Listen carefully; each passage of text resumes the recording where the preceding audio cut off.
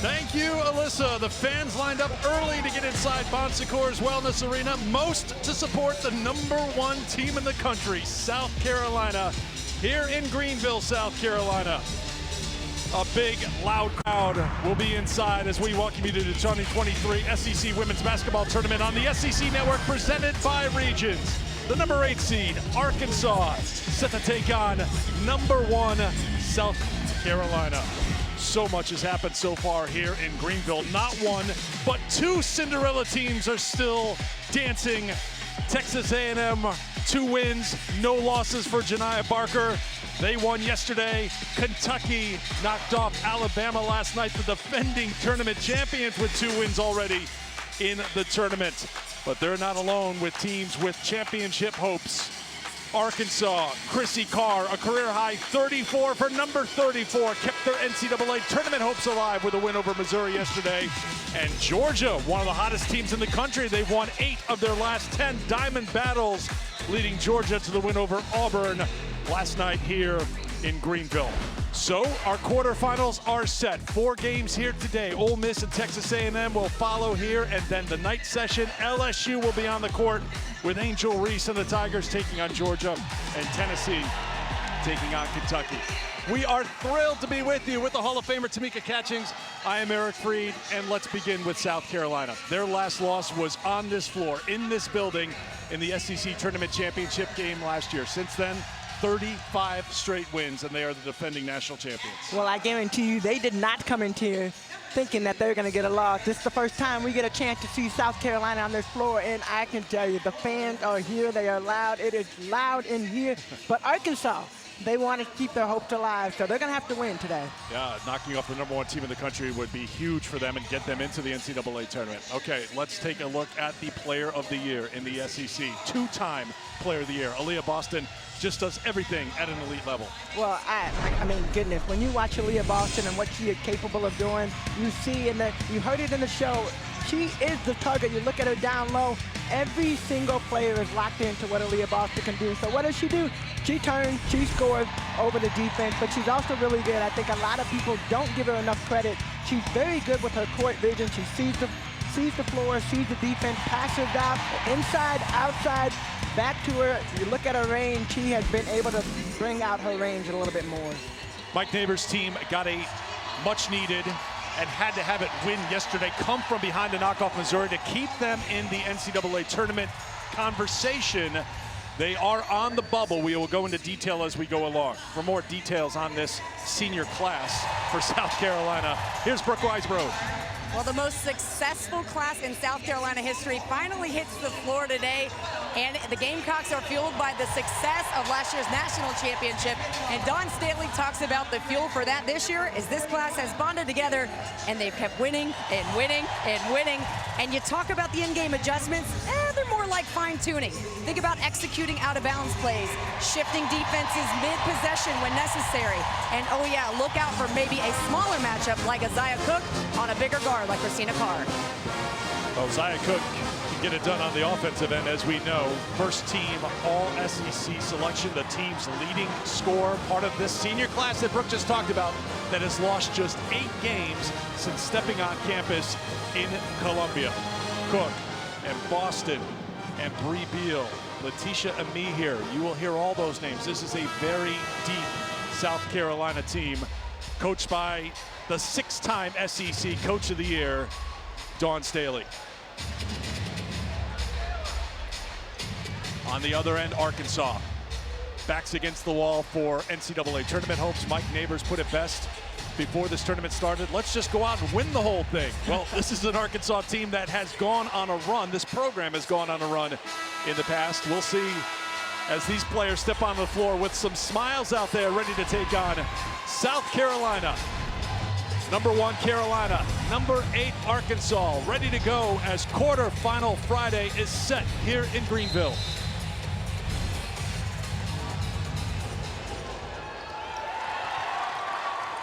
The opening tap controlled by Arkansas. Arkansas's had a very good season once again. 21-11. They went 7-9 in the SEC. They've won their last 2 games.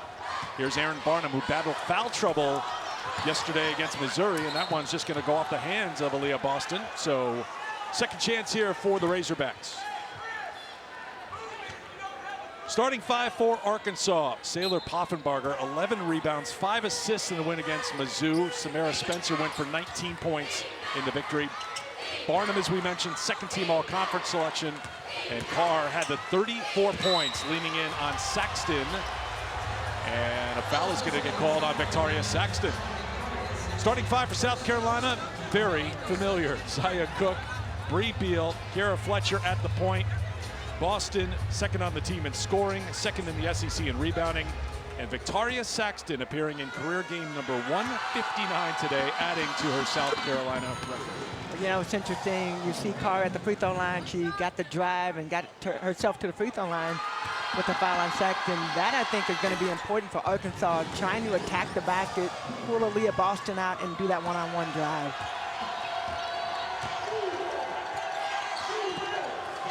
Carolina goes to work. Fletcher to Boston. Entry pass to Saxton, defended by Wolfenbarger, and Saxton gets the 2. South Carolina is so good at burying people down low. Daniels misses, and Boston has the rebound. 55% of South Carolina's points come in the paint. That is #1 in Division I. They have their first lead. It's a good sign. You got Kiara Fletcher playing with so much confidence right now. Found her offensive game and where she can fit into the flow of this offense. If she can continue to do that, that is a huge sign. Turnover by Arkansas, and here comes Fletcher taking it at Spencer, who gets called for the foul. This is the second meeting between these two teams this year. On January 22nd, South Carolina won 92-46. Mike Neighbors' team was out-rebounded 74-17 in that game. So if they have a chance here today, what has to happen for Arkansas to make it? Can you go back over those rebounding numbers? No, I think just once. We won't. I think if you're looking at what has to happen, South Carolina dominant on the board, on the offensive board. They just attack and attack and attack. And so rebounding is important, but also turnovers. You just had a loose ball turnover. Kiara Fletcher at the free throw line knocked down a free throw. You can't afford to have mistakes like that. Can I make a side note? This is the #1 team in the NCAA, not just the SEC. So there are things that you have to do in order to win. Spencer ducks underneath and finishes with the left hand. Arkansas knows they're going to get dominated on the boards today. The question is, can you stay within shouting distance? And that's going to keep them in the game, and they're going to have to make some threes. They made 12 yesterday against Mizzou, and in the battle inside, Barnum, we mentioned, was battling foul trouble against Mizzou, played just 16 minutes, had 4 fouls, picks up 1 here. Well, what does Aaliyah Boston do? She knows very well how to post up, and it's not just one. Erin Barnum is on her, but if you look at Wolfenbarger, she is all the way back. Poffenbarger, I'm sorry. They've got the Barger cornered on the Bargers here, yes. Jersey will come off the bench. Here is Carr on the pull-up 3.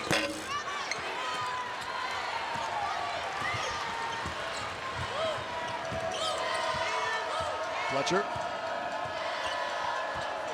I know Chrissy Carr has been hot in this tournament so far, but I wonder if that's a good shot early on. Zaya Cook, what she does so well, reading defense, she runs her player off the screen to get wide open. Cook went for 24 in the meeting this year against Arkansas. Daniels throws it back to Barnum. Barnum wants to drive on Fletcher. Now Barnum, wide open, won't pass up this three-point opportunity, knocks it down. Those are the kind of shots you need to make, and Arkansas gets the 13th 3 made this season from Erin Barnum. But you got to do it within the flow of the offense. I don't think that you can just come right in and do it. Kiara Fletcher gets her own rebound. Foul's going to be called on Arkansas. Take another look at this. Watch how Zaya Cook sets up her defense coming around. Michaela Daniel trails. Aaliyah Boston gives a good screen outside as Zaya Cook's curls into the middle of the lane. That's a wide open look. So that is the second personal foul on Samara Spencer. Spencer's the #2 scorer, leading the team in assists. Had 19 points, 4 assists, no turnovers in the come-from-behind win against Missouri. So she goes to the bench early here for Arkansas. Boston on the turnaround. She doesn't even battle Burnham down low. Burnham backs up, she sets up and takes that shot.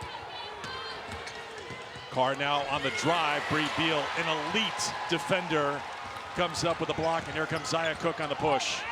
To Beal, a stop on one end, a three on the other.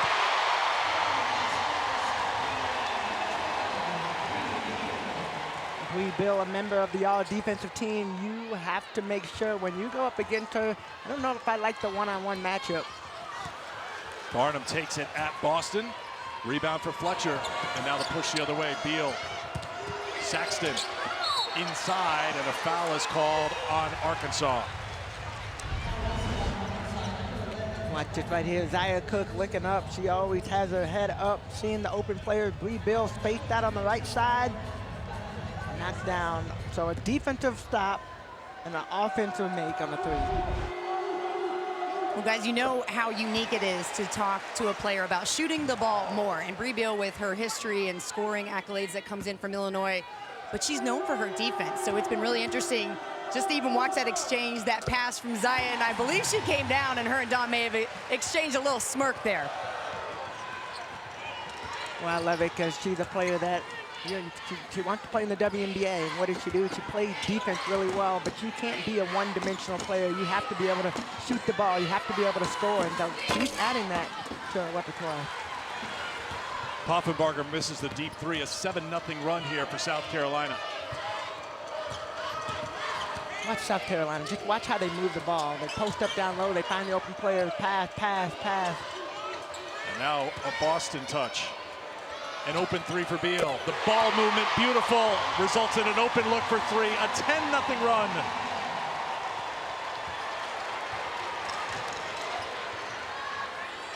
Daniels will try a deep three and make it.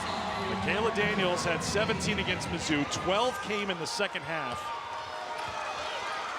And that ends the run at 10-0. Well, that's a much-needed three, and Michaela Daniels is so good at stepping up in key times of the game. She knew that that was a shot that needed to go in.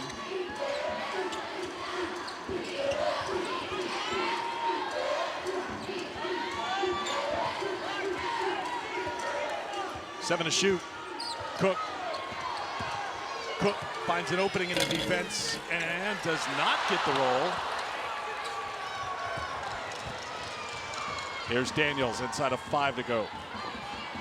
And that's a nice look by Cook. Oh, Michaela Daniels comes over the screen. Poffenbarger kicks it back outside. Daniels, an open three, and Michaela Daniels knocks down another three. So good answer by Arkansas here to bring it to a 4-point game. Every single possession, South Carolina comes down there, looking for the post up down low. See Aaliyah Boston off the screen and roll. Aaron Burnham, good job. Saxton left open. Boston's got an offensive rebound. Boston's got an offensive rebound. Now she's got a field goal and is fouled, and we'll have a chance at a 3-point play when we come back. Aaliyah Boston, part of this amazing senior class, trying to go out with a championship here at the SEC tournament. I mean, this class is pretty special. They called themselves Freshies 4 years ago. They continue to call themselves Freshies. That's our name on text message. If we have like Instagram group chats, the name is Freshies Part 2 or like Freshies Part 3, and it's just the name that we stuck with. Coming in, everyone was like, oh, this top class in the country, but are they gonna stay together? Through COVID, through a lot of our personal issues, through it all. We all understood that it was bigger than us. Teams that come in together and stick together, that's hard to find. And from the jump, we knew that this is what we wanted to do. We wanted to stick together, we wanted to graduate and be that dominant class. I like the unity of them and the bond and the sisterhood they've established. You know, it's interesting. We were in this building 3 years ago, right before COVID-19 pandemic hit, and you forget that these players had to live through that. We all lived through that, and that 2020 team and 33-1 record, their only loss to Indiana, took away a trip to the NCAA, so they could have added to this, but this is an amazing accomplishment for this group. That includes Olivia Thompson as well. 8 losses for the Freshies. Well, what an honor to even be able to watch them as they have developed over the course of the last couple of years. And the freshies, as they call themselves, you know, you never realize how dominant a class has been until you see those numbers and you hear their stories. And in the ups and downs and the adversities they had to go through, we talked earlier just about the last time that they set foot last season for the SEC tournament, getting the loss, but now they're coming out and they said, hey, we have unfinished business. What's the business for Arkansas, Brooke, coming out of that huddle? Well, you gotta love a good Mike Neighbors timeout. You know, he took a look at his players, kind of smirked, and he said, they know we're here. They know we're here. And then he talked about movement of his offense. He said, listen, if you can't see the eyes of the person who has the ball, you need to reposition yourself. You know, I've seen Zion Cook face guard, a few players out here face guarding. So, Meek, as you know, in an offense like Arkansas, where you have it spread out, you have to have consistent movement and especially eye contact against a good defensive team like South Carolina. Well, it's really important, too. When you're playing against a team like this, South Carolina, their length is what can deter you at times. So you've got to make sure you get no live ball turnovers. And you can't see me, you got to get in the eyesight. Beautiful drive by Jersey Wolfenbarger just into the game. Played just 3 minutes, picked up 2 fouls against Mizzou, did not score. Substitutions for both sides. Boston goes to the bench after converting the three-point play. Camila Cardozo, did you say something about length? She's on the floor right now. Letitia Ami here, say something about length? She's on the floor. These bench players, big players for this team. Wolfenbarger there with the block. Raven Johnson has come in as well for South Carolina. And for Arkansas, Emery Ellis is in the game.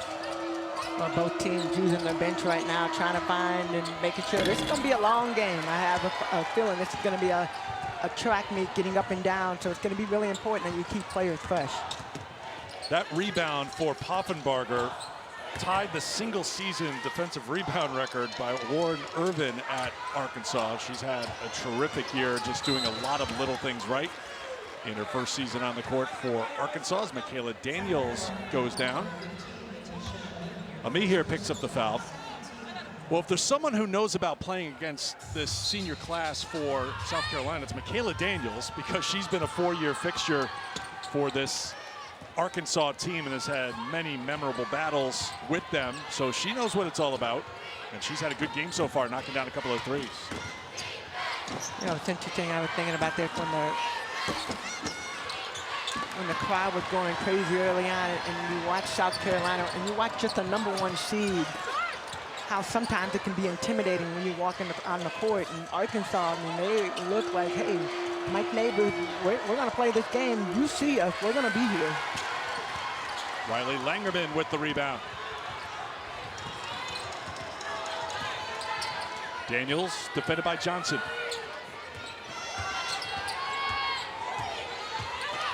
Daniels will try a deep three. Didn't miss by much, and now Johnson very good in the open court with the push and the cross. Cardoso cleans it up. You got to box her out. Cardoso so good around the, not just her, the whole team so good on the offensive board. If you're not putting a body on somebody, you're in the wrong position. 6 offensive rebounds already for South Carolina. Cardoso just stretches those long arms out, and she's got another rebound, this time on the defensive end.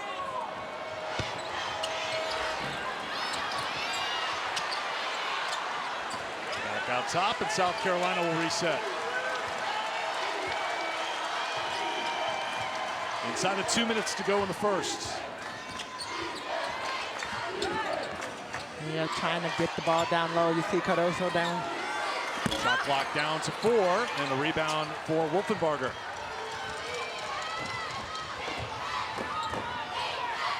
Daniels. Arkansas is standing a lot right now. Early on, they were moving. They were finding the players. Ooh, Daniels was fouled. Remember, Daniels left the game yesterday after rolling her ankle. You got to box out. South Carolina is so good right now, winning the rebound battle 15-5, 7 offensive rebounds. So thinking about Arkansas and what they need to do, if they want to have a chance to play in this game, they've got to box out. Ami here comes out, and Sania Fagan will come in for South Carolina.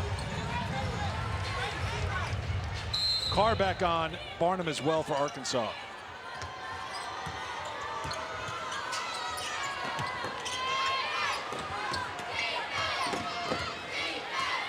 Hall guarding Carr. Hall into the game. That three-pointer is no good. A lot of threes being shot by Arkansas. They are 3 for 9 here in the first quarter. Well, South Carolina's length will do that to you. You almost don't want to drive in, afraid of getting blocked, and that was a great take by Hall. Bree Hall, last time out against Georgia, didn't score in 7 minutes. Gets the call here in the first quarter and doesn't hesitate on the drive. On the turnaround, counted for Saylor Poffenbarger. Talked about it before, really filled up the stat sheet well against Mizzou. 11 rebounds, 5 assists, 6 points in that win. And she also had a block, so active on the offensive end, active on the defensive end. Arkansas outscored Missouri 29-10 in the fourth quarter, trying to build on the momentum here against the #1 team in the country, and they have a chance for a final possession here to cut into the deficit.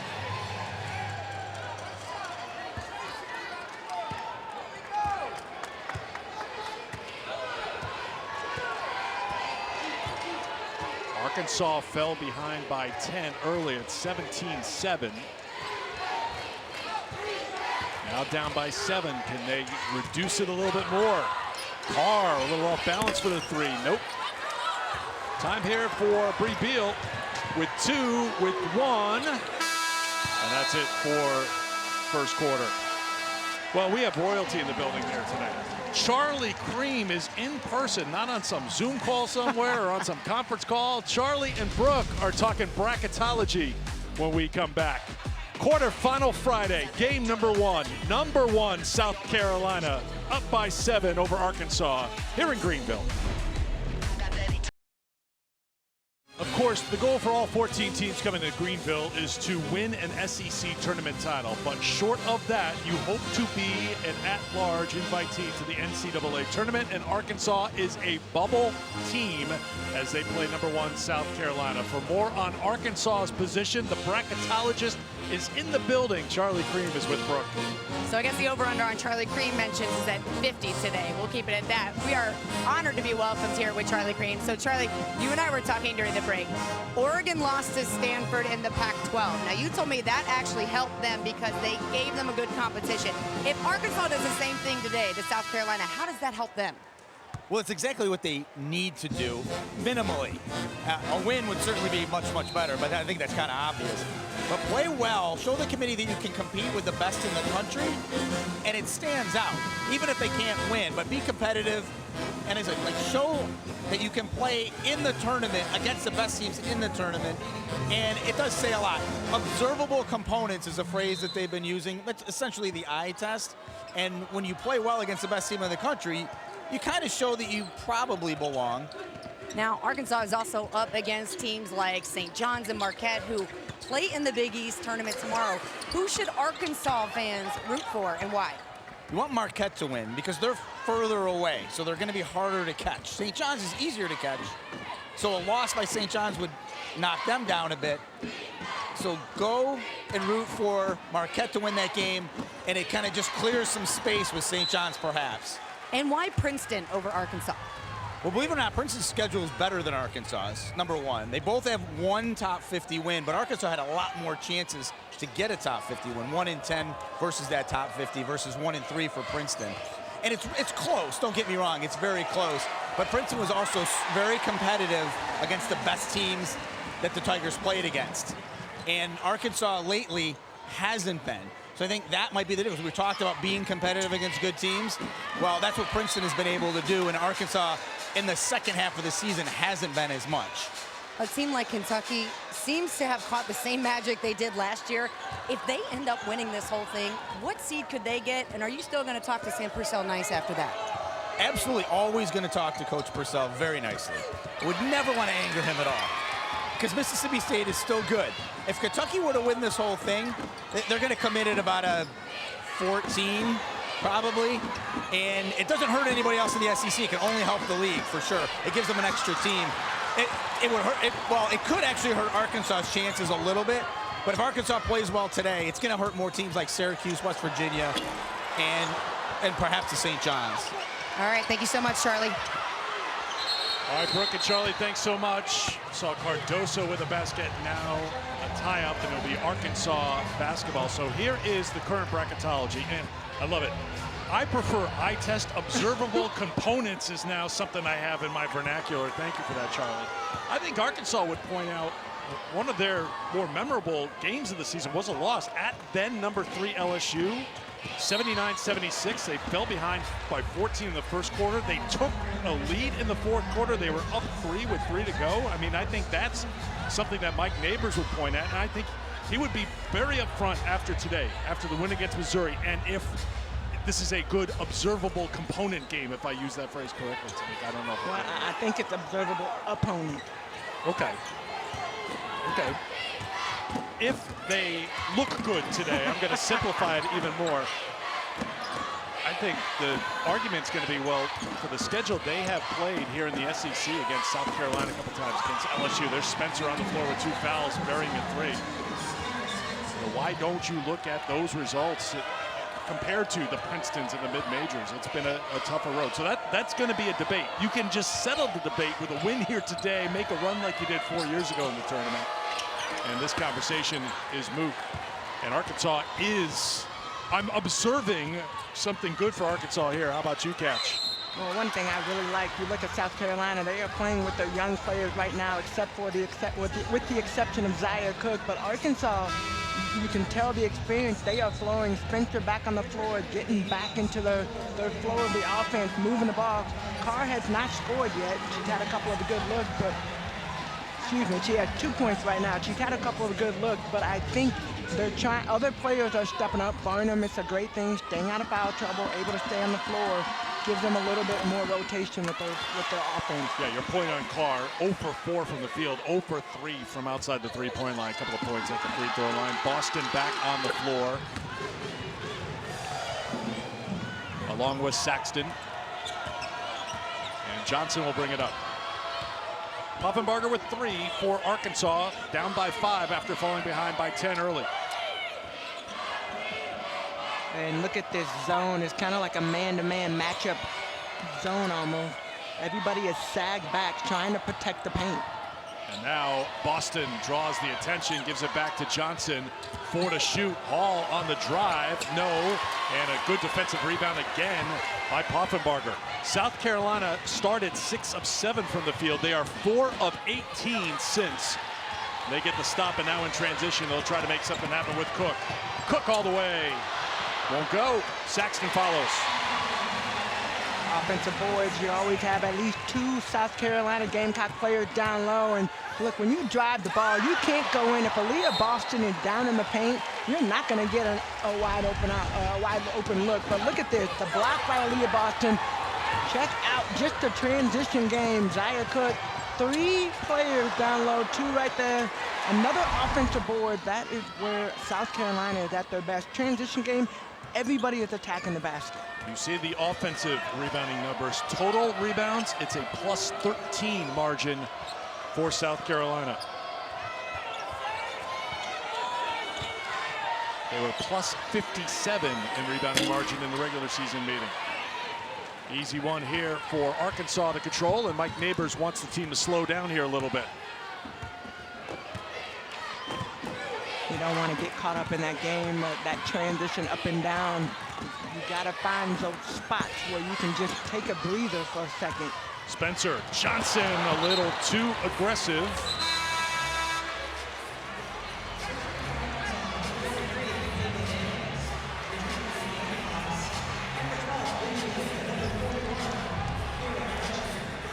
Story of the score on the glass. We knew it would be coming in. Could Arkansas stay within shouting distance on the glass of South Carolina? Well, a good sign for Arkansas is with those numbers the way that they are. You look at the scoreboard, only down 7. Barnum, they've had some open looks for 3. 4 for 13 now from outside the three-point line. Fletcher back in the game for 2.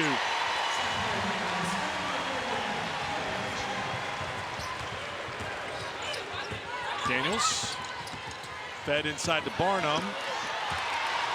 Taken away by South Carolina. Unforced turnovers right there. Anywhere Aaliyah Boston is, even you don't want to put a bounce pass, but you're going to put Erin Burnham down low one-on-one with Aaliyah Boston. Fletcher, no. There's Boston. Rips down a rebound. Moves inside for two. During that play, 3 Arkansas players at one point in time tried to come around Aaliyah Boston or get her to stop. She's just so good. Daniels finds Spencer, who gets downhill. Good finish by Samara Spencer, who has 7.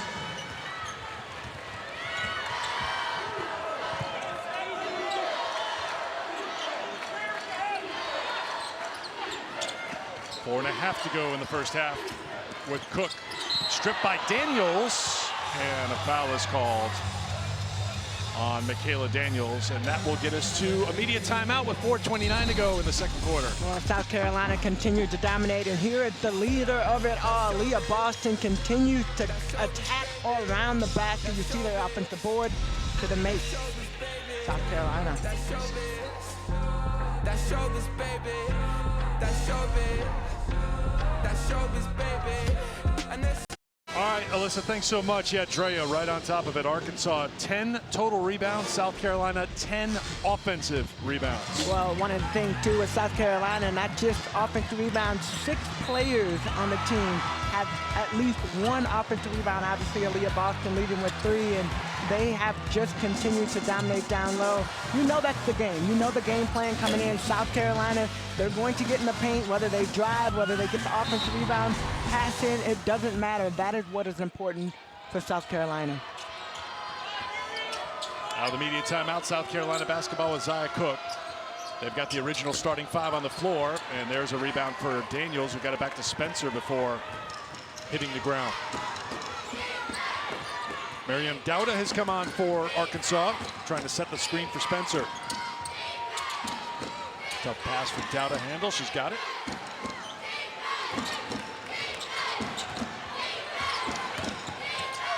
Back out top, I think it was intended for Dowda, but Spencer's right there, and it just was not to be that trip for Arkansas.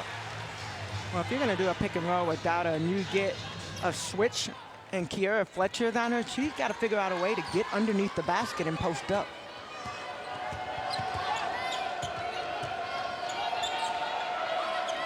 Boston up top. Looking to get it into Saxton.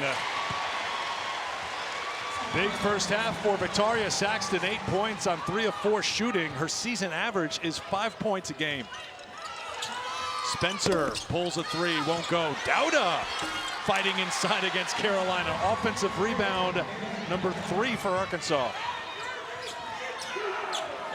Look at this matchup right here. Dowda and Boston down low. Dowda gets called for the foul, knocking down Saxton. Well, Boston, one of the great things she can do, not only just score, but look at that. Post player comes off the screen, able to find Saxton down low, a great bounce pass in. With the touch of a point guard on the entry pass. Put it right in the perfect spot.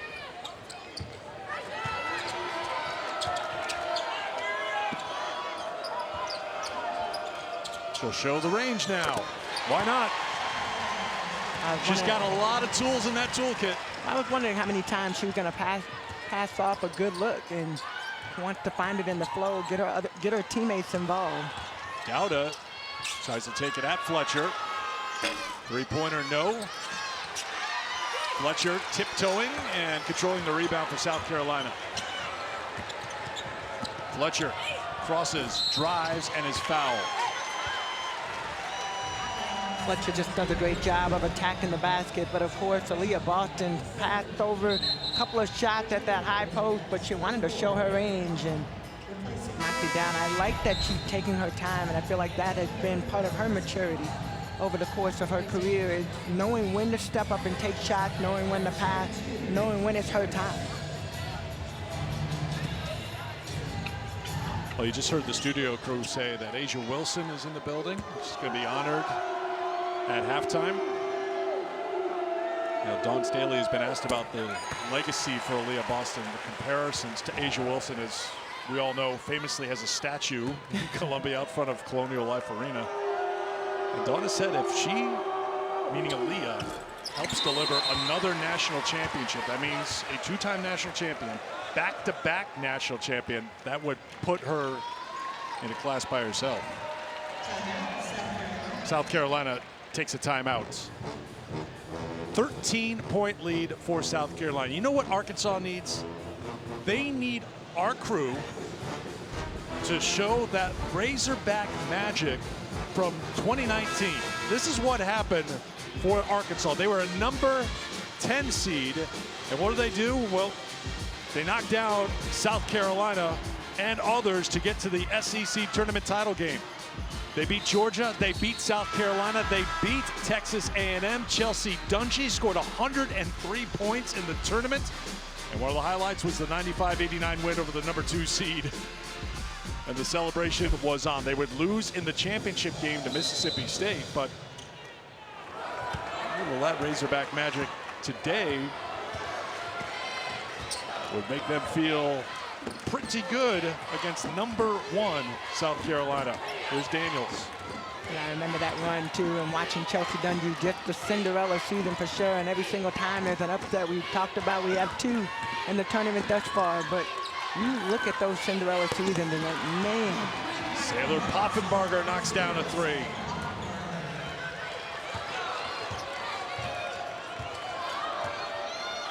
Two minutes to go, 10-point game. How important is it for Arkansas to keep it right around 10 here in these final 2 minutes? Saxton from Boston. South Carolina just so good. Aaliyah Boston being able to know where her teammates are going to be and get the pass in their hands where they need it. Barnum defended by Boston. Starts to break the other way with Cook. Cook aggressively, too aggressive. Offensive foul.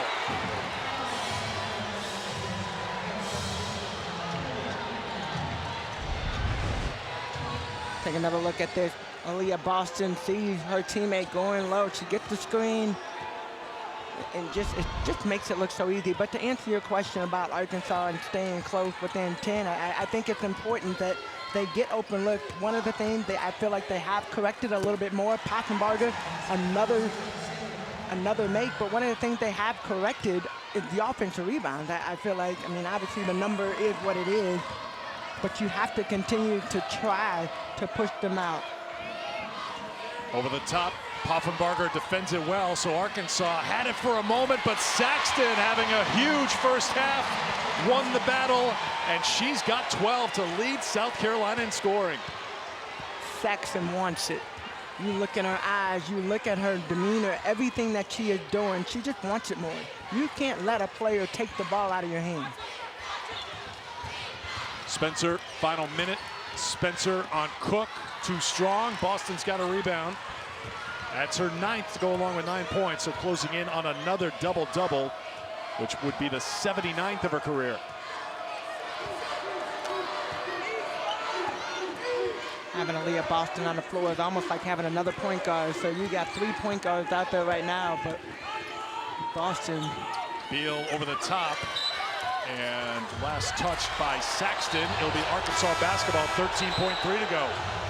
Oh, they're going to change the call. They're changing the call. It's going to be South Carolina basketball.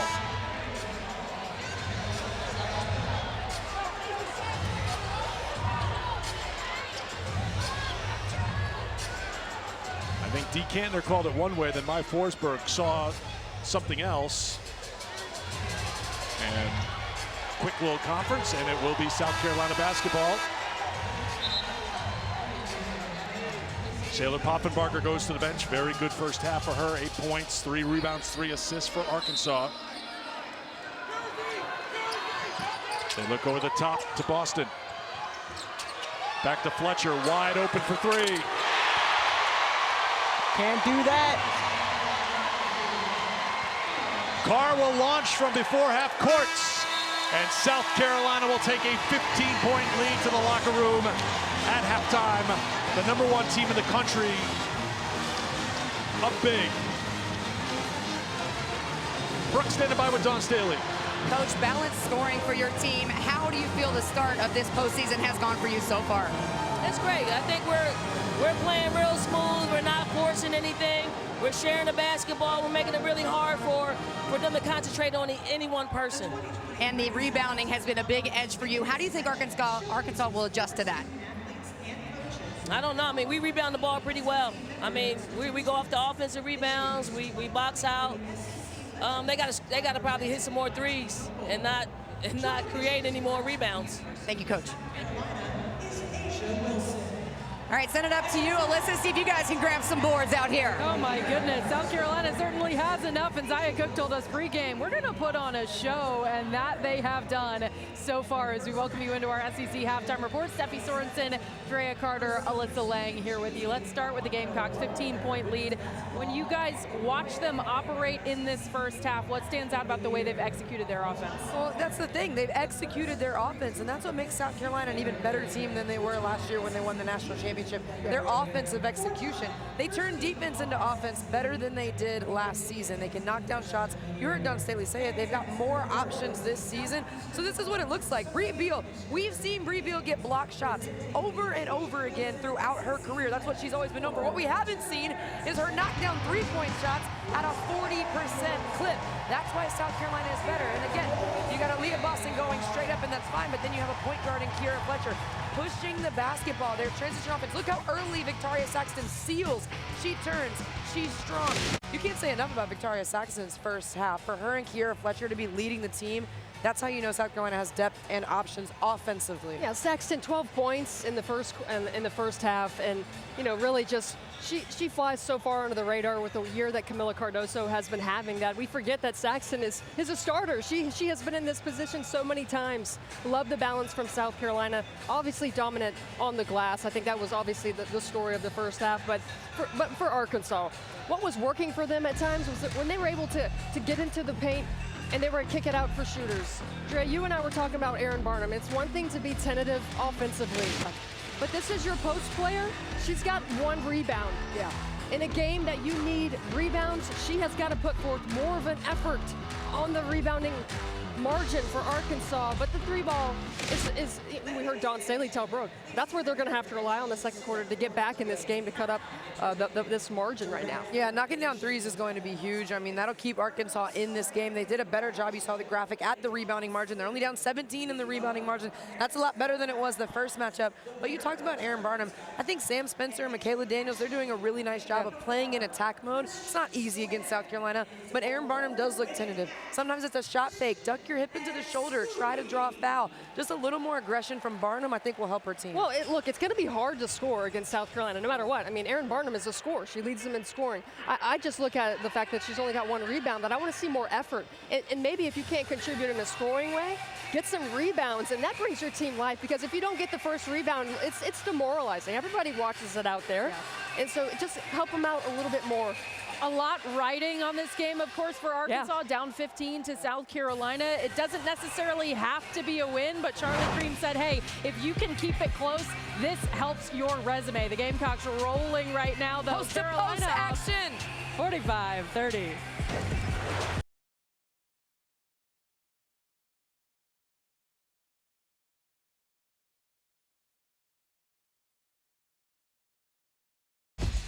A great day of basketball deserves some great halftime entertainment, and that pup deserves some great treats after putting on a show for us. 45 2023 SEC Women's Basketball Tournament on the SEC Network, presented by Regions. Eric Freed, the Hall of Famer Tamika Catchings, back here with you. We knew rebounding would be a huge story, and that has been the case.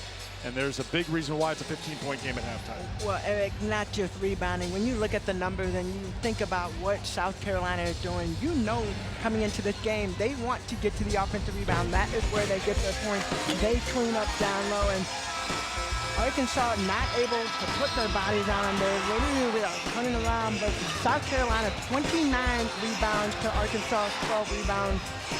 17 rebound difference, and I think the one thing Arkansas has to do, they have got to figure out, how do you keep this South Carolina, who is so dominant, how do you keep them off the board?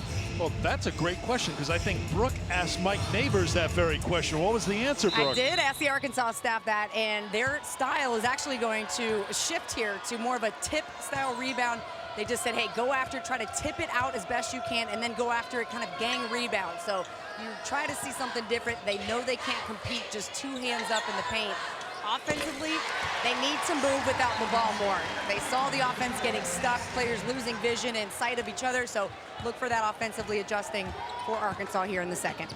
And I'll add, in addition to that, they have to find a way to stop Victoria Saxton, who has a season-high 14 points after picking up where she left off in the first half. Well, Saxton just doing a great job of posting up down low. You can't go one-on-one against Aaliyah Boston.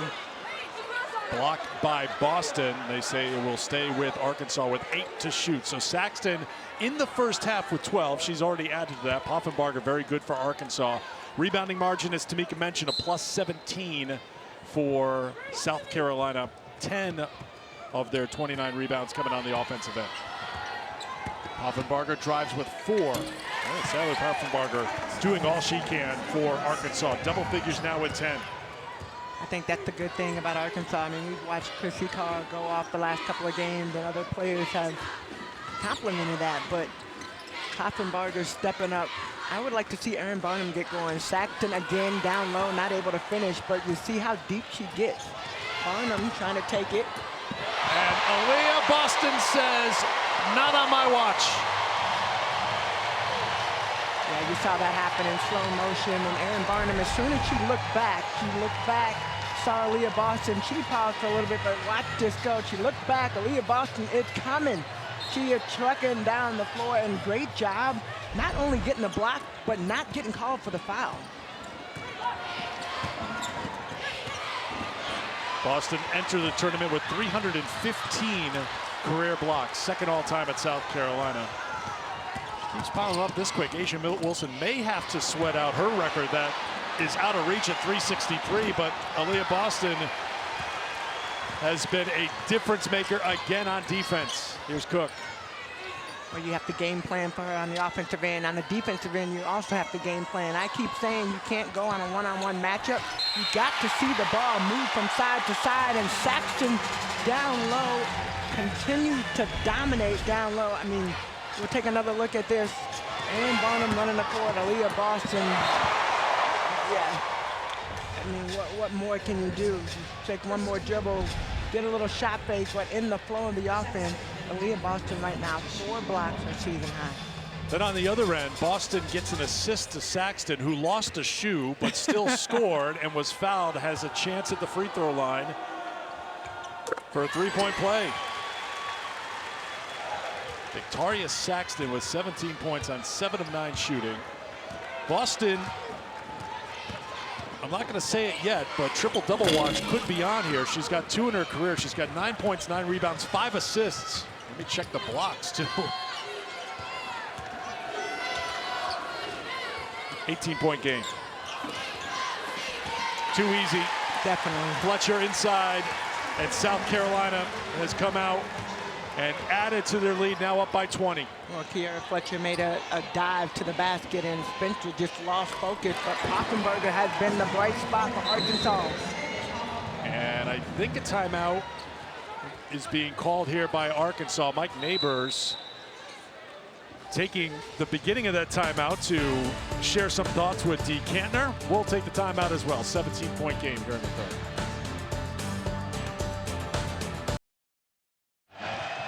Dawn Staley and the Gamecocks are rolling.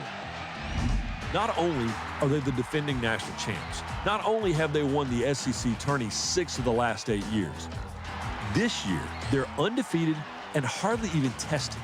So it makes total sense that their senior stars are awesome. Aaliyah, Zaya, Bree. But what's amazing and almost unfair is that when they take a break, the talent and tenacity just keeps coming. Camila, Letitia, and so many more. And let's be honest, I bet even their coach can still check in and nail a couple of buckets too. Well, of that, I have no doubt. And more importantly, Dawn has no doubt that she could step right out there right now and make a bucket or two, but she's got the team in position to do all that work. Battle for the loose ball. Saxton, the leading scorer, is the one on the floor for South Carolina, and Staley's going to get a timeout, and the players kind of getting pulled off the floor, but everything is okay. Well, which we haven't. If you've been with us this week, you know we have to kind of take a beat, and we're good. So.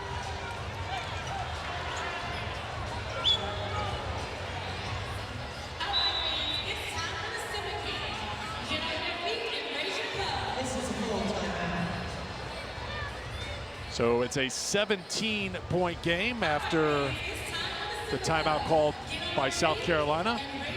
I'll make a suggestion here. Let's take a break ourselves. Come back and pick up where we left off next.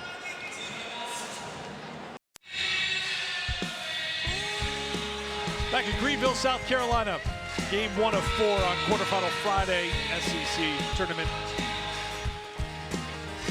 And it has been South Carolina dominating this year in college basketball. And you can just see before Dawn Staley took over and since 13 SEC titles, #1 seed for the 7th time in the last 10 seasons.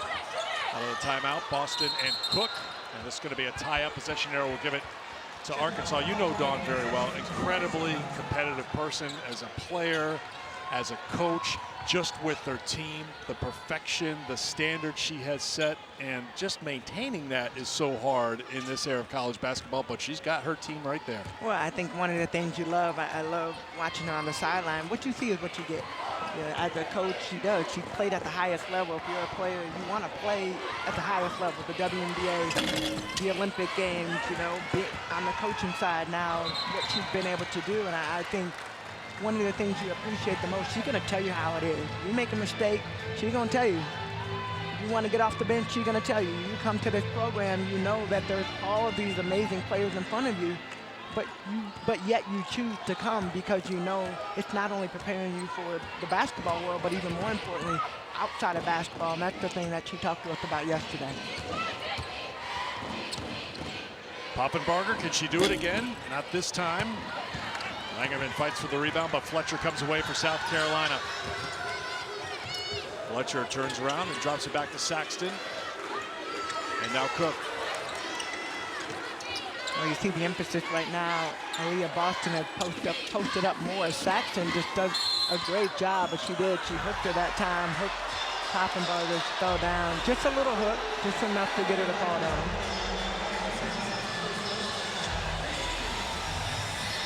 And Dawn is going to fight for her players. Yet another thing you love.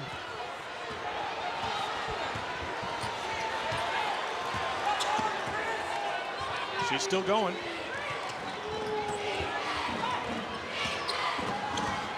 Poppenbarger is having a great day. Sailor Poppenbarger with 15 points. Well, it's good to see Poppenbarger shooting the ball well, but other players have to step up. We got to figure out a way. Erin Barnum has been timid. I know she's had a couple of shots blocked by Aaliyah Boston, but you haven't really seen her try to attack. And now Barnum's going to get called for a foul, battling with Boston in the post. Now, if Aaliyah Boston sprinted 94 feet down the floor and blocked your shot out of nowhere, wouldn't that make you think once or twice? Oh, wait, I'm talking to Tamika Catchings, Hall of Famer. Okay, hang on. It would kind make of a rhetorical. It would make you think once or twice, of course, but I think also, too, you got to have that fire, right? That's on our highlight reel. That is going to be a clip that is used over and over and over again. And Saxton, her highlight reel is growing by the minute here in Greenville. 19 points for Saxton, one shy of her career high, Tamika. She's burying players underneath the basket, but that time she not only went on her own defender, she went on two. Erin Barnum had a wide open shot. She chooses not to shoot it. Gets another one. That's all. And her frustration showing. Great hustle by Langerman to stay in the play. That one's off the mark. Carr follows and drives. Can't finish. And Boston's got the rebound. Double-digit rebounds now for Aaliyah Boston. Cook. Can't get it. Langerman off to Daniels. 3-on-1, but the one is Aaliyah Boston. So Michaela Daniels said, I'll take it from outside. And here comes South Carolina after the miss. Arkansas even looks a little bit more sluggish. They've had some looks, haven't been able to convert. Michaela Daniels, we've seen her hit that shot. Chrissy Carr driving to the basket. We've seen that shot go in. So it's not like they're not getting the look, but South Carolina is so dominant. Aaliyah Boston now with a double-double. Another double-double. That's 19 this year, 79 in her career.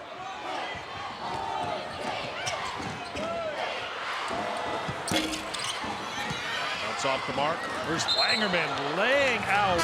That's what Brooke was talking about, trying to tip it out, and just, in that case, was just trying to save it and keep it in play. Fletcher's the one who went down for South Carolina. And check it out, Saxton just does a great job, goes through 2 defenders, then even goes to Barnum. And Boston just so dominant down low. You got to watch when she is there fighting for the ball. She is on her way to the bench along with Zaya Cook.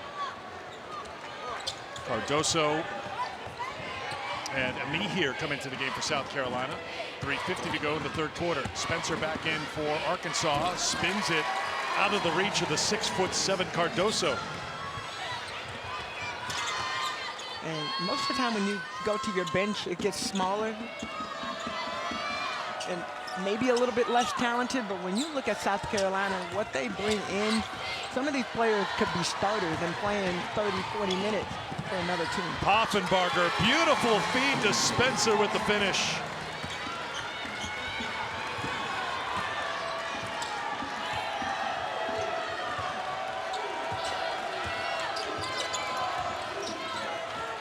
Fletcher looks to Cardoso. Tied up by Langerman. Wolfenbarger was there as well. Possession arrow will keep it with South Carolina. Game 1 of 4 here today. Coming up next, Ole Miss, number 4 seed for the 2nd straight year, taking on one of 2 Cinderellas in this tournament, Tamika. Texas A&M with a couple of wins, most recently over Mississippi State yesterday. Kentucky with an upset win, knocking Alabama out of the tournament. They'll take on Tennessee, and LSU and Georgia to beat tonight as well. Arkansas shown a little bit of life the last couple of possessions, get a turnover. Hopefully they can convert. Ooh, Ashlyn Watkins just into the game and making a difference all over it. Carr tiptoeing at midcourt. Lost the handle on the drive, and it'll be Arkansas basketball. That's just the 6th turnover, South Carolina basketball rather, just the 6th turnover for Arkansas.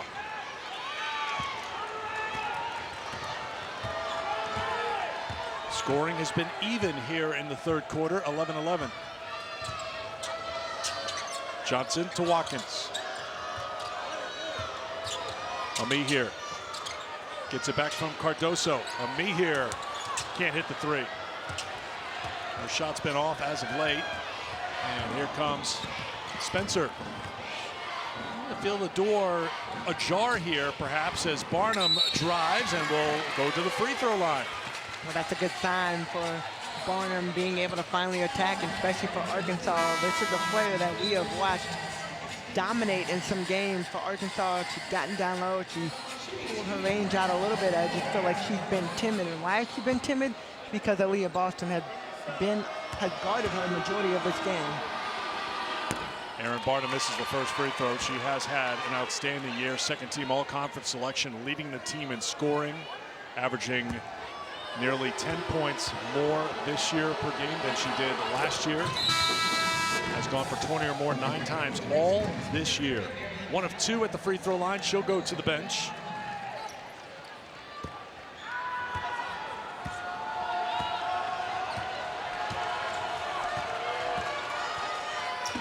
Amihir back to Johnson. Entry to Watkins.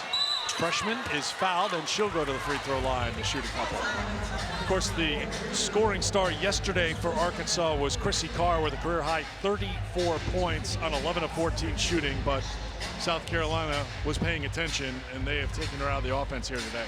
Well, she's 0 for 7 right now, and her 2 points have come from the free throw line. But one of the things you got to figure out is how do you move around and try to get easier shots. I know that last drive she tried to take it in, lost the ball in the fumble, but pass. I think Arkansas, the last couple of games, that's what they've done. They have passed, they moved the ball, found the open player. She just happened to have the hot hand, and they kept going in. Watkins 0 for 2 from the free throw line. Carr trying to fight for the rebound, and Spencer comes away with it. Well, I mean, that's basketball 101 too. If you're struggling from the field, find some other way to contribute. In this case, it was getting a rebound on the defensive end. We know the rebounding story has not gone well for Arkansas here today. Spencer trying to find the handle. Well, they're doing too much dribbling. Is she going to take it against Cardoso? One player touched the ball that whole possession. You got 4 other players standing around. Me here can't get it. Watkins batted out, and here comes Spencer again. Carr still looking for that first field goal. And a foul is going to be called on South Carolina's Cardoso during the battle for the rebound. So since Leah Boston had gone out, I feel like the activity down low, specifically for Arkansas, had gone up.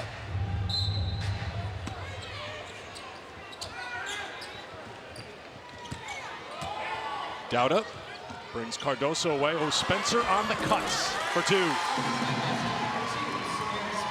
13 points for Spencer. 12-point game. 7 straight points for Arkansas. Cardoso. Good hard pass to Ami here for the finish. Great drop by Ami here, and that's steal by Raven Johnson. Johnson takes it away, goes to the left hand, can't get the finish, but Ami here's there to clean it up for Carolina.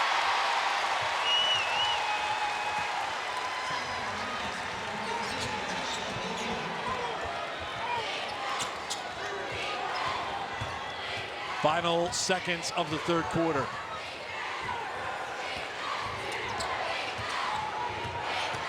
Spencer through traffic, back for Dowda. 8 on the shot clock. Spencer, deep 3. Yes, Samara Spencer for 3. Johnson with 8s across half court. With 5, 3. Patiently feeds it inside to Cardoso at the buzzer. What can you say about South Carolina when they are playing together and locked in? But look at this pass. Raven Johnson to Cardoso. At the buzzer, it goes in. This is what South Carolina basketball is all about. They were up 15 at the half. They're up 15 after 3. South Carolina, 35 wins in a row. 29-0 on the season. The #1 team in the country. Heading to the 4th, up 15.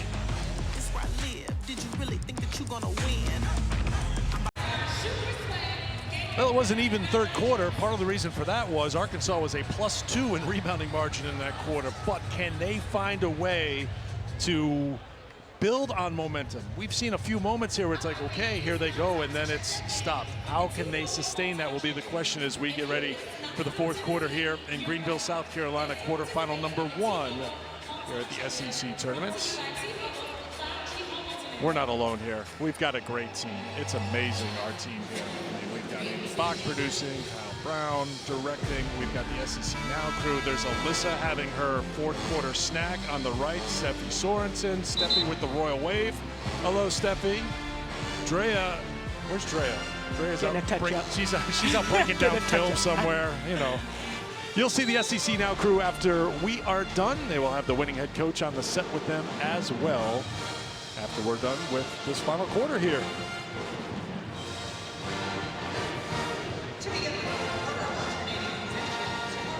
Arkansas basketball to start the 4th quarter. One of the things I think Arkansas has to do is, you look at the lineup and I feel like the activity level got higher in the 3rd quarter, especially when the starting 5 went out. Continue to attack the basket. Burnham gets another chance to get to the free throw line, and that's what you have to do. Offensively, of course, attack the basket, move the ball. There was too much one-on-one play at certain times in that 3rd quarter, but I think they hopefully in the 4th quarter will look to do more of that. Yeah, really good play out of the quarter break. It gets Barnum to the free throw line. Comes up with the first. Foul on Bree Hall, her first. It's an interesting thing, too, for this South Carolina team. You look at the players on the floor right now, Tamika, They are 5 players who started the game on the bench. Now, you talked about it before. This is a deep team. Their bench could come off and they could start for most teams in the country without question and have great success. But this is Dawn Staley, I think, just seeing what this group can do with that starting group on the floor. Well, this is their group for next year. So she's already preparing. Yes, you want to stay in the now and focus, but you also have to look ahead. And I think this team has to get comfortable. They have to have the experience in these type of games so that next year it's not their first time. So a timeout is called 40 seconds into the quarter, and we'll take the timeout as well with South Carolina holding on to a 15-point lead here in Greenville. In the SEC, they are going to have plenty of the postseason awards. Dawn Staley, SEC Coach of the Year for a 6th time. Flau'jae Johnson, great freshman year at LSU. They'll take the floor for the first time here tonight in the quarterfinals. Camila Cardoso coming off the bench, 6th Woman of the Year in the SEC, averaging nearly 10 points a game and 9 rebounds a game. And Aaliyah Boston, for the 2nd time, the SEC Player of the Year. For the 4th time, the Defensive Player of the Year in the SEC. Well, let's just say, could she do it again if she had to? But we saw a great move when you look at Defensive Player of the Year and why she is the SEC Defensive Player of the Year. We've seen a couple of plays tonight. Ooh. Watkins, the other end, couldn't get it. And a jump ball is going to be called, and possession arrow will keep it with South Carolina. So what you're saying is that 4-time Defensive Player of the Year hasn't taking the quarterfinals off here. Oh, no. There's no resting on the laurels because she's been outstanding on both ends. And right now she's in coach/cheerleader mode. And that's going to be an offensive foul. And a little bit of a she's moving dispute from Aaliyah. It was interesting. We talked to Dawn yesterday, and she said recently in a practice it was a load management day, NBA term, for Aaliyah Boston, Bree Beal, and Zia Cook, because they were watching from the sideline while the group we see on the floor, while Dawn was really putting them through some hard work. And I said, well, were Cook and Boston and Beal just sitting back, just smiling? But no, they were coaching. They were encouraging. They never stopped working, whether they're taking a day off, quote fingers there, or in the middle of a game. That's just what they do. And not even that. There was one day Aaliyah Boston wasn't even at practice, and she brought the team together afterwards and said, what did you guys miss? They missed her leadership. They missed her being around. So one play, down hall, makes a mistake, comes back, able to get that good shot. But we watched Aaliyah pretty much that whole possession, and even now on the bench, she is always talking, always directing traffic, always coaching her teammates. Daniels is going to come up on a little short on the 3. One thing, too, shoot around yesterday. It's a 45-minute session. It's not very intense, but when it got a little intense, who was the loudest voice on the court? It wasn't Dawn Staley. It was Aaliyah Boston. No, Dawn was laughing, or Dawn was dancing. And one thing that Dawn said is everything she does is elite. She is elite in all things at all times. And she said there's one player, as Amir is fouled, there's one player that she would put in Aaliyah Boston's class in everything you do is elite, and it's Maya Moore. Pretty high praise. Well, yeah, and then when she started talking about just players on her team, and especially for the youngsters, I need you guys to watch her. If you got somebody that elite in front of you, you got somebody, I mean, obviously Aaliyah had Asia Wilson, but what Dawn just said, she said, Asia didn't like practice. We saw what Aaliyah wanted to do in shoot around and just making sure that everybody was locked in. They only had shoot around yesterday, took the rest of the day.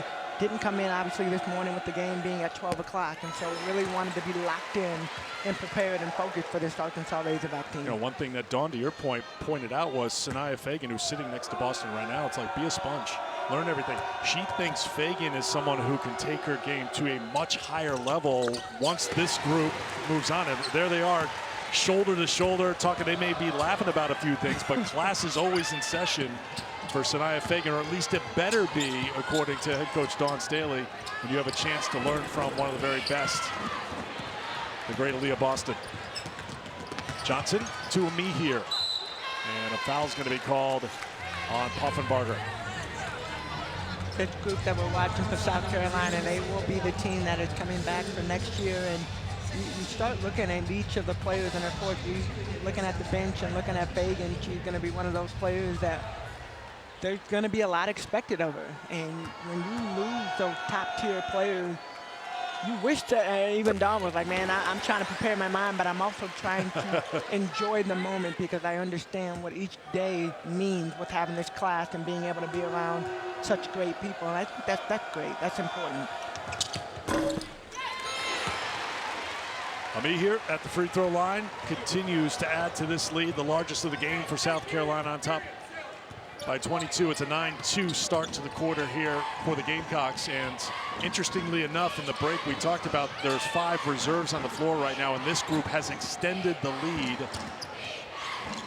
with the starters on the bench. Poffenbarger, another one for Saylor. 18 points, 3 threes. She's 7 of 11 from the field. 2 players in double figures for Arkansas. Spencer with 16, Poffenbarger with 18. But then it just goes down. Next closest, Michaela and Barnum have 6 points apiece. Spencer with speed, trying to get control of it. And Samara Spencer frustrated. One thing from yesterday and that great win for Arkansas over Missouri, it turns out Samara Spencer had 1 contact lens in the 4th quarter. So she was playing with 1 lens in, 1 lens out, and in the 4th, she was 2 for 4 from the field and had 8 points. So I wonder if she only has 1 in for today.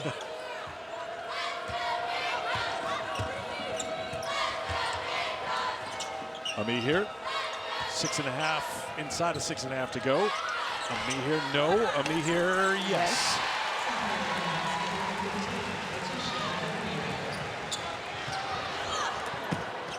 Points in the paint, 42-16, the edge for South Carolina. I like this defense. Raven Johnson doing a good job on defense. I know she gets called for that foul, but I like the intensity. And I've been around Zaya Cook. I had a chance to be with her with USA Basketball, and just remember the one thing, defense is my thing, but the one thing that I loved about her is how the type of defense that she played with, the head of a snake on it, her eyes locked in. About Zaya Cook, but even Raven Johnson, I mean, that's who she's gone against Zaya. She's gone against Kira Fletcher, another good defender. Ami here, and one thing we know Raven Johnson can do, she can run the break.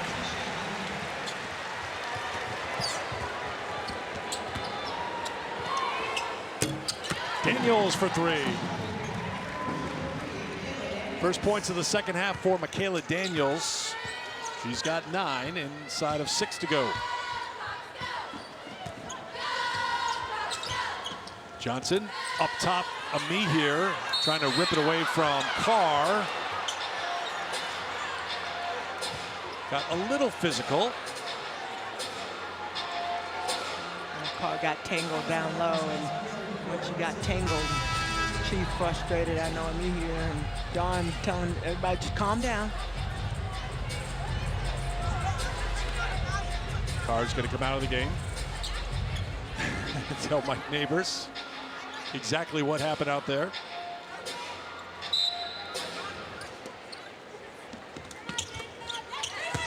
Hall gets the roll.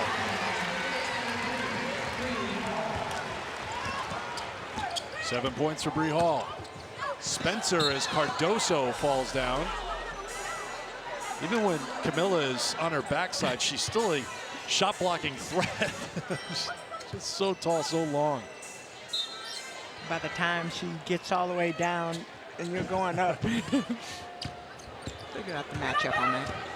Poffenbarger spins baseline, and a blocking foul is called, which will send Poffenbarger the free throw line.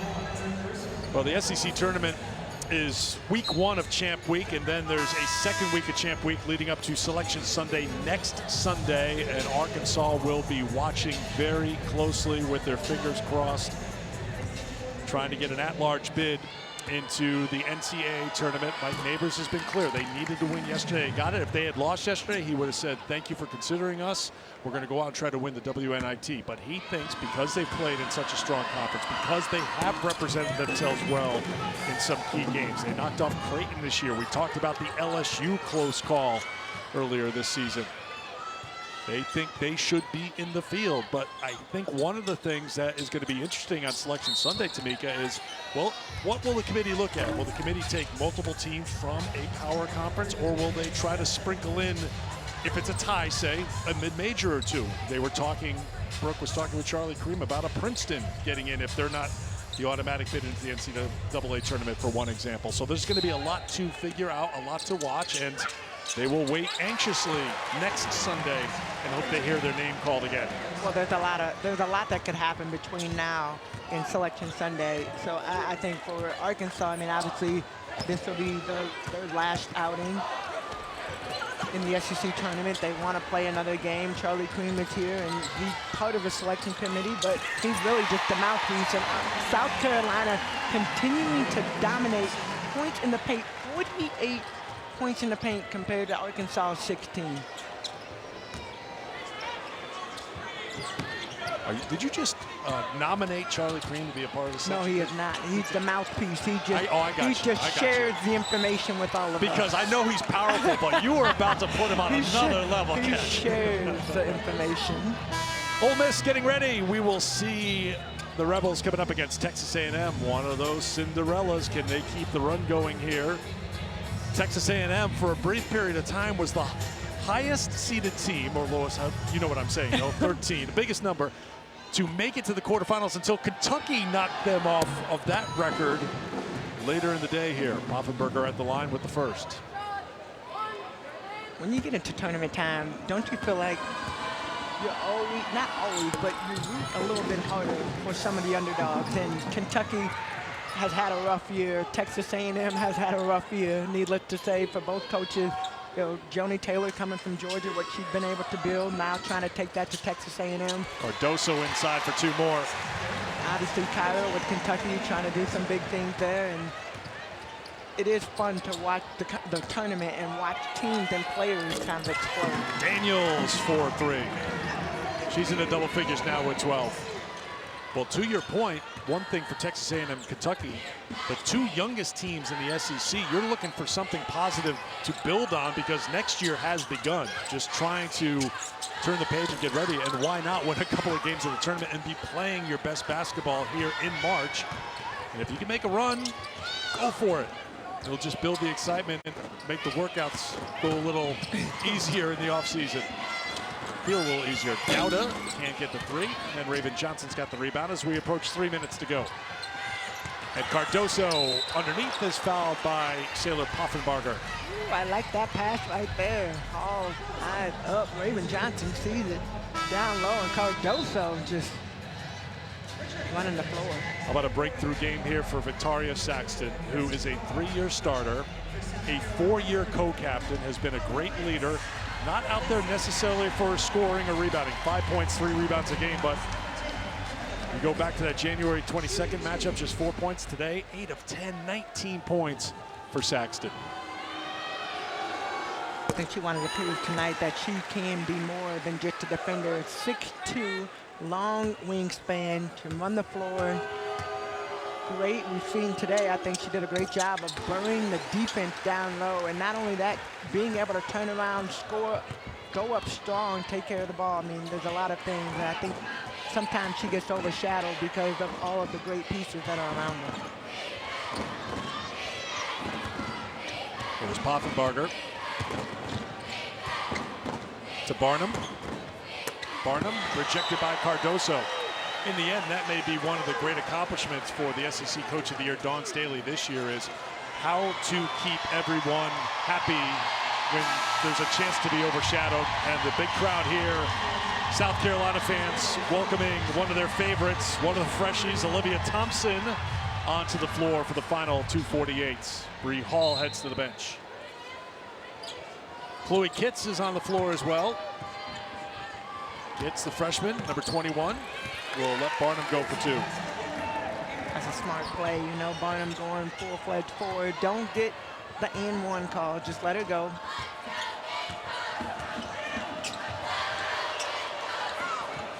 Kitts, the entry to Ami here, blocked by Poffenbarger. Carr back in for Arkansas, and South Carolina continues to fight on the glass.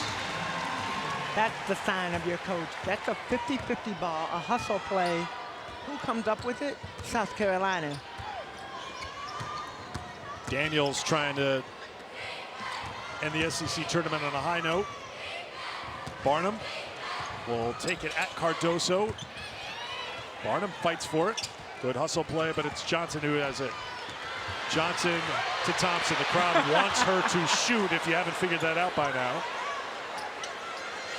Kitts fed inside to Ami here. Everybody's telling Thompson to shoot, even her teammates. When the ball gets to you, just shoot the ball. 56 points in the paint for South Carolina. Daniels for three. Easiest rebound Cardoso will have tonight. And now a stoppage to bring in a couple more reserves, and let's see who comes on. Spencer's coming on for Arkansas. Sailor Poffenbarger will go off. What a great performance by the redshirt freshman, member of the all-freshman team.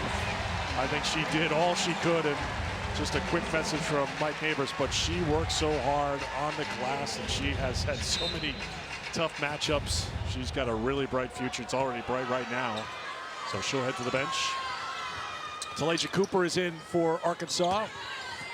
Fagan comes on. Good strong take by Sanaya Fagan for two. Sanaya Fagan driving to the left, shoot with the right over Aaron Barnum, trying to go for the block. Watkins back into the game for South Carolina. Daniels with a deep three. Kitts with the rebounds. Thompson for three. Tipped in the hands of Daniels, and now Spencer running back the other way. Into the hands of Thompson.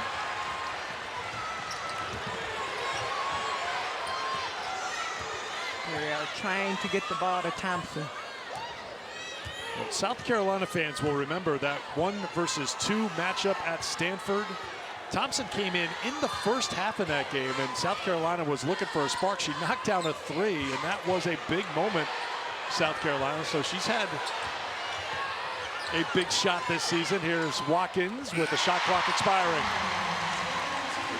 South Carolina continuing to run their offense, finding the open players. So many different players have come in and made an impact. Chrissy Carr on the floor. One final chance for her to add to her point total. Carr and Avery Hughes, the two who were honored on Senior Day in Fayetteville. Carr coming over to the program this year as a grad transfer. Had that memorable performance against Missouri to get Arkansas to this game here today.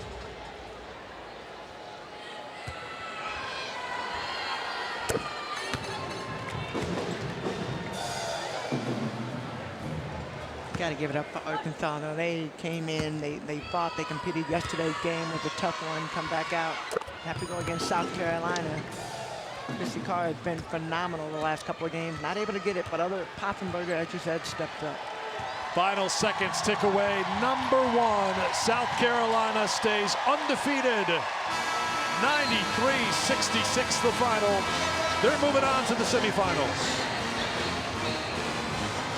South Carolina just so dominant. When you look at the players, and every single player that got in the game today, everyone contributed to some capacity. It's just great to see a team that has a Leah Boston Player of the Year, you got Defensive Player of the Year, and then some as you look at the roster. It's interesting, too. Boston played 20 minutes, had 11 points, 10 rebounds, 4 blocks, 5 assists. When you think about it, it is a grind. You play today. South Carolina, you play tomorrow. You hope you win, and you play on Sunday. 3 games in 3 days. So they bought their starters some rest. They knock off Arkansas, and they will take on the winner of our next game coming up in about a half hour between Ole Miss and Texas A&M. But we are not done. South Carolina is not done. In some ways, you get the feeling that they have only just begun because it's the postseason, and that's the time where they shine. Victoria Saxton was the scoring star for South Carolina today. Comes up with a season-high 19 points to pace South Carolina to this quarterfinal win. And they improved to 30-0 on the season. They have won 36 in a row. And the big crowd that turned out here today will be back tomorrow to watch South Carolina in the semifinal round of the SEC tournaments. Brooks standing by with Dawn Staley. Well, Victoria, what a game for you. 19 points, but on 8 of 10 shooting. What allowed you to get so comfortable out there? I just think it was my teammates just being able to find me and get me the ball, so yeah. You think about the start of this championship, the tone that you guys set, the points in the paint, the rebounds. Who is the South Carolina team right now? I just think we're continuing to be who we are. We know what we can do, so I think we just continue to do that. Looking at your teammates, the game that they had, the offense distributed beautifully. How is everybody on this team such a strong factor? I just think that everybody comes in, they come in and work hard, they know what their role are, they do their role, and I think that if everybody keep doing that, we'll continue to be who we are. All right, we'll try to keep being who we are as well. Victoria, thank you, congratulations. I know Aaliyah Boston is on the set with Alyssa Lang and the ladies. Take it away. Thank you, Brooke. Yeah, Aaliyah Boston getting mic'd up right now. She's going to sit down and talk about this first win here in the 2023 SEC Women's Basketball Tournament for South Carolina, cruising 93-66 over the Arkansas Razorbacks. Yet again, another double-double for the SEC Player of the Year and Defensive Player of the Year, Aaliyah Boston, and an impressive performance by the South Carolina team. Once again, from top to bottom, their 36th straight win since losing in the championship last season. A lot of different pieces coming together to make this one happen. But how about Victoria Saxton and what you saw from her today, Drea? Well, Victoria Saxton was just so impressive. You talk about a player that just gets it done all the time. She works so hard, doesn't care if she gets the credit whatsoever. And it's so nice to just see things come to for her, right? She's so unselfish. She's known as the mother hen of the team, getting everybody in order, keeping everybody, making sure that they're doing exactly what needs to be done. But she is also a bucket. There's so many players on South Carolina that could go off for 20 points, 15 points. That's what makes them such a tough team to defend. All right, joining us now here on the studio set, Aaliyah Boston, SEC Player of the Year, Defensive Player of the Year, another double-double out there today. Aaliyah, congratulations on everything so far this season. Thank you. Let's start with this game in particular. We chatted with Zaya a little bit as you guys were shooting around, getting ready for this one, and she said that you talked to the rest of the team about mistakes and how this is not the time to be making them. What did you say to your teammates? I said, you know, we're in this part of the season where the margin of error is very slim, and that starts today. And so just making sure that we're taking care of the ball and just playing as a team like we've been doing. We talk about playing as a team, and I just bragged on Victoria Saxton, but I want to give you an opportunity to brag on her. An outstanding performance, but how crucial is she for the success of this group? I mean, she is important. I mean, V hustles, all the hustle plays that doesn't come up on the stat sheets, you know, she's there. She's trying to make sure she's protecting the passer. If you throw her a pass, she's going to go get it. Extra effort. But I mean, today she was a scoring machine. I mean, offensively, she did a great job sealing, rebounding, and defensively, she did a great job on Carr. Great job. Certainly another double-double for you, but how about you distributing the basketball, finding your open players? You want to talk about that? 5 assists today? Okay, thank you. What do you want to talk about? I was like, I'm passing that ball. Yeah, I know y'all see me. Yeah, we saw you. Take us through your mindset of what you were seeing out there today. I mean, I was just looking for the open player. There were some times where it was screen and roll and V was wide open. I tried to get her the ball inside. But also, Bree hit some outside shots today. That was really good. I was just trying to pass the open player. Aaliyah, when you look at this team, obviously you all won the national championship last season, and you were such a huge part of that. How is this team even better than last year's group? Like, where does this group improve? I think there are just more threats all around. Everyone is scoring the basketball at a really high rate, at a really high level.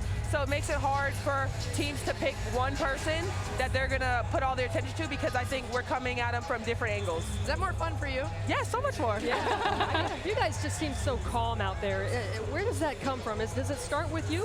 I think it starts with the coaches. You know, every time we get in the huddle, coach is like, no matter what, be poised. And so I try to repeat that when we're in our huddles. No matter what happens, they go on a run. We know basketball is a game of runs, so just making sure we stay poised and continue to play our basketball. Aaliyah, we've been reminiscing on your Freshies class all week long, watching the videos that you guys put out.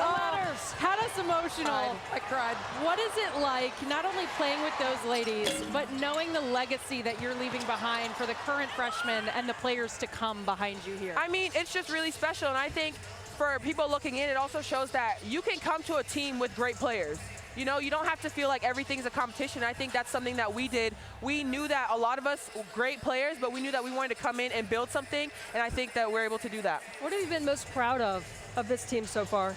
Just our will to win. I mean, we want to compete. We step on that floor and we're compete. Coach doesn't have to say, y'all need to come out here and play like you want to win. She never has to say that, and I'm just really proud of us for that. Well, you all have a will to win, but you all also had a very strong will for Liv Thompson to try and shoot that basketball and hit a three.